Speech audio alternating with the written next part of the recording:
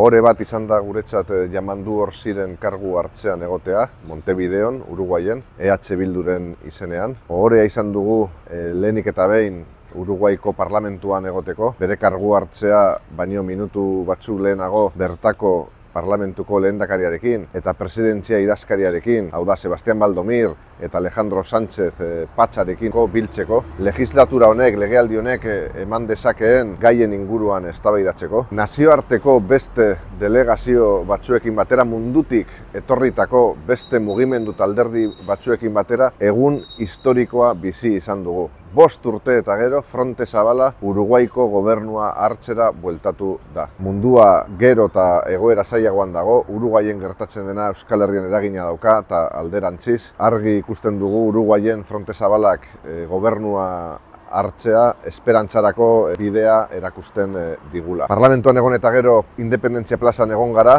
bertan herri baten postasuna, herri baten desioa ikusi izan dugu, izugarria izan da, izugarria ikustea horren beste jende kaletan, horren beste jende Yamanduri ongi etorria ematen.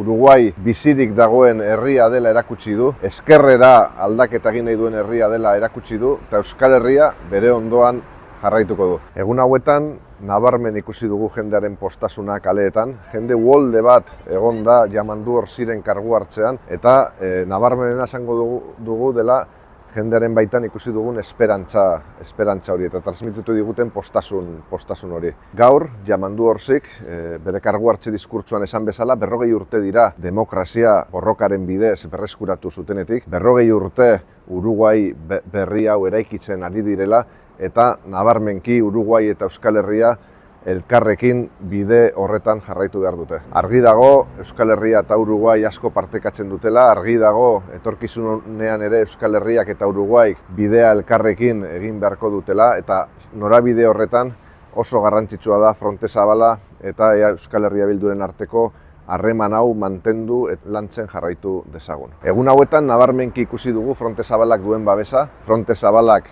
duen indarra, inoiz baino handiagoa somatu dugu. Uruguaira gatozen bakoitzean, Fronte Zabalarekin lan egiten dugun bakoitzean, ikusi egiten dugu askotan esaten dugun hori. Elkartzen gaituen hortan zentratu egiten bagara, gauza asko egin ditzazkegu elkarrekin. Eta hori da bidea. Banatzen gaituena erdigunean jarri beharrean, elkartzen gaituen horretan zentratu gaitezen. Horren adierazle nagusia Uruguaiko Fronte Zabala da. Eta hori da gure eredua Euskal Herrirako ere bai.